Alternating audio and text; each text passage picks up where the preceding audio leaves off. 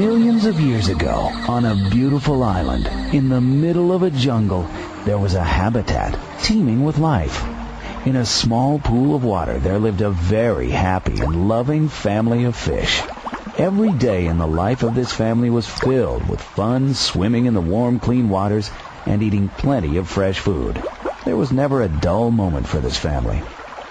Until one dry season, when the water in their pool began to evaporate. Day by day the water withered, and there was no sign of rain in the sky.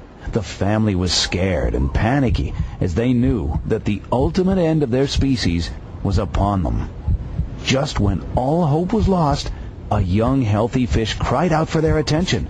They looked over at him and saw something they had never seen before. For this fish had the genes to grow legs and walk on land. No longer would he be bound by the water, limited by its shrinking state. He was going to walk on land. And as he took his first few heroic steps on dry ground and his first breath of air, he suffocated.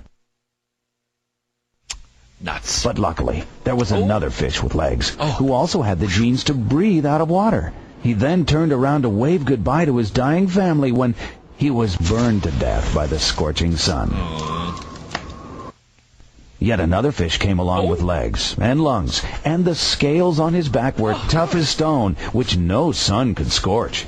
He traversed the land determined to survive, but his weak eyes failed him, and he fell down a hole and died. Another fish came, who was lucky enough to have been born with all the previous fish's genes. Plus, he had a gene that gave him perfect vision. He used his superior sight to find food, but no food existed on land that could be digested by his stomach, and so he starved to death. The next fish stepped up with an advantage over the others. He had a stomach fit for land food. One day, as he grazed on the fresh food, he fell victim to a larger, more fit land animal who made a meal out of him.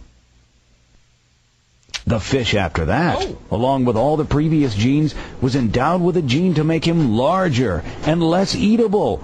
He used his size to climb his way to the top of the food chain, where he lived for a long time. He lived life to the fullest and grew old. He had been naturally selected over all of his lesser fit brothers to survive, but without a mate to help pass his genes on. The fate of his species came to an end as he lay on the ground waiting for the maggots to decompose his filthy remains. Will not another fish come and save this species? Yes! Just then, a better fish than all who preceded him came equipped with so many genes that there was nothing on dry land that could bring him down. Plus, he had a wife. So he and his wife bore children and lived for a long time.